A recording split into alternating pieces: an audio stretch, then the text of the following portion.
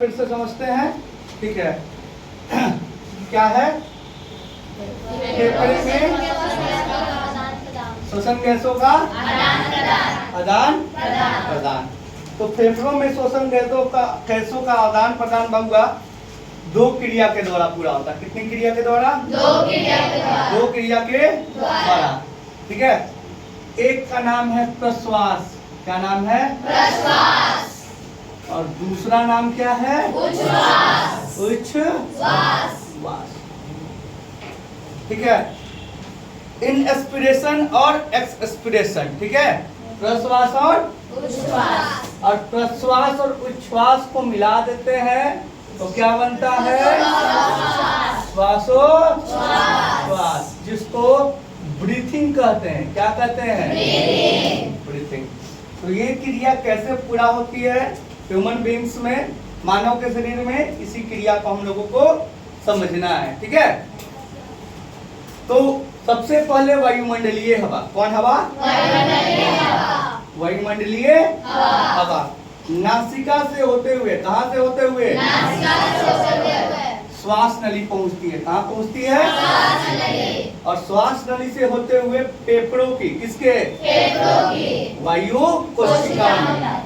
वायु कोशिका को इंग्लिश में एल्वियोलाई कहते हैं। क्या कहते हैं? हाँ, तो फेफड़ों के एल्वियोलाई यानी कि वायु कोशिका में पहुंचती है।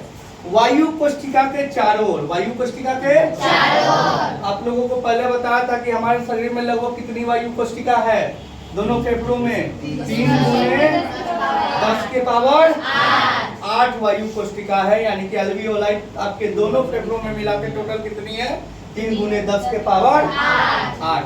तो फेफड़ों के चारों ओर, फेफड़ों के चारों ओर रक्त के सिकाओं का घना जाल होता है। किसका जाल होता है?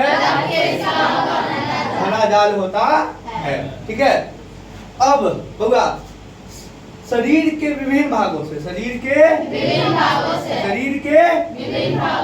अनऑक्सीकृत रक्त। कैसा रक्त? Deoxygenated blood. अनऑक्सीकृत रक्त शरीर के विभिन्न भागों से हृदय तक पहुंचाया जाता है। कहाँ तक पहुंचाया जाता है? हृदय तक पहुंचाया जाता है। इस रक्त को सिरीय रक्त, कैसा रक्त? वेनस ब्लड, सिरीय रक्त कहा जाता है। और ये अनऑक्सीकृत रक्त हृदय से कहाँ पहुंचता है? फेफड़ों में पहुंचता है। कहाँ पहुंचता है? फेफड़ों में। शरीर के विभिन्न भागों से अनऑक्सीकृत रक्त हृदय में पहुंचता है। इस रक्त को सिरीय रक्त कहा जाता है। और यह रक्त हृदय से कहाँ पहुंचता है? फेफड़ों में पहुंचता है। ठीक है, यही जो वायु कोशिका के चारों ओर रक्त के सिकाओं का घना जाल होता है, इसी की वजह से होता है। ठीक है, अब आगे क्या होता है कि हम लोग जो वायुमंडलीय हवा ग्रहण किए हैं उसमें वायुमंडल में भी ऑक्सीजन कितना प्रतिशत है? और जो वायु कोशिका में वायुमंडलीय हवा गया है उसमें ऑक्सीजन भी कितना प्रतिशत पहुंचता है?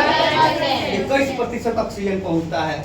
लेकिन यहाँ जो रक्त के सिकाएं उपस्थित है वायुमंडलीय हवा O2 के मुकाबले बहुत कम है, ऑक्सीजन के मुकाबले बहुत कम है। जिसके कारण, कम होने के कारण जो वायु कोशिका में हवा है, हवा पे ऑक्सीजन है, उसका आंशिक दबाव सिरीय रक्त के अपेक्षा काफी अधिक होता है। सिरीय रक्त के अपेक्षा काफी अधिक। और एक विधि है विसरण। विसरण में अधिक से ज्यादा की ओर मूवमेंट होता है, गति होता है। अधिक से किस ओर? कम की ओर गति होता है। तो ये वायु कोशिका में ऑक्सीजन ज्यादा है और रक्त के सिकाओं कम है, जिसके कारण वायु कोशिका में मौजूद ऑक्सीजन कहाँ चले आते हैं? सिरीय रक्त में आ जाते हैं। और जहां ये ऑक्सीजन हीमोग्लोबिन से अभिक्रिया करके, किस क्रिया के द्वारा? हीमोग्लोबिन से अभिक्रिया करके ऑक्सी हीमोग्लोबिन बनाते हैं। क्या बनाते हैं? ऑक्सी हीमोग्लोबिन बनाते हैं। और फिर इसे हृदय तक पहुंचाया जाता है। कहाँ तक पहुंचाया जाता है? और हृदय से शरीर के संपूर्ण भागों में पहुंचा दिया जाता है। अब यही रक्त शरीर के विभिन्न भागों तक पहुंचता है और हमारी जितनी भी कोशिकाएं हैं उन तक पहुंचती हैं और कोशिकाओं में मौजूद भोजन के कण ऑक्सीजन से अभिक्रिया करके ऑक्सीकृत हो जाते हैं और हमें ऊर्जा देते हैं। और हमें क्या देते हैं? ऊर्जा देते हैं। इसे हमें ऊर्जा देते हैं और यह ऊर्जा हमें किस रूप में प्राप्त होती है? एटीपी के रूप में प्राप्त होती है। एटीपी का फुल फॉर्म बोलो। Adenosine triphosphate. क्या होता है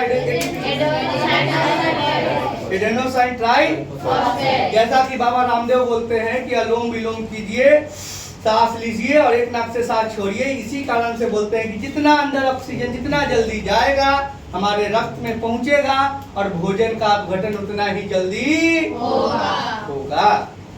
अब इसके बाद की क्रिया को समझते हैं बउआ। इसके बाद की क्रिया को समझते हैं, ठीक है।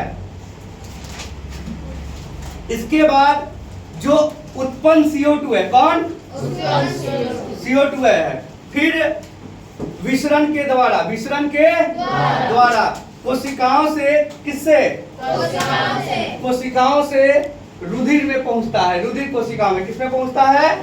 रुधिर कोशिकाओं में पहुंचता है, जहां वो CO2 से अभिक्रिया कर किससे अभिक्रिया कर CO2 से अभिक्रिया कर कार्बोक्सी हीमोग्लोबिन बनाता है। क्या बनाता है? कार्बोक्सी हीमोग्लोबिन बनाता है। और शरीर के विभिन्न भागों से ये रक्त कहाँ पहुंचता है? फेफड़े में पहुंचता है। कहाँ पहुंचता है? यहाँ क्या होता है कि अब सीरिये रक्त अधिक हो गया, लेकिन वायु कोशिका में कम हो गया, कम हो गया है, जिसके कारण से ये हीमोग्लोबिन और CO2 यहाँ आके टूटेगा और CO2 कहाँ पहुंच जाएगा? वायु कोशिका। और वायु कोशिका से CO2 कहाँ जाएगा? श्वास नलिका से CO2 कहाँ जाएगा? नासिका से हम लोग क्या कर देंगे? इस प्रकार हमारे शरीर में, हमारे फेफड़ों में श्वसन गैसों का आदान प्रदान होता है। क्लियर है? Yes sir.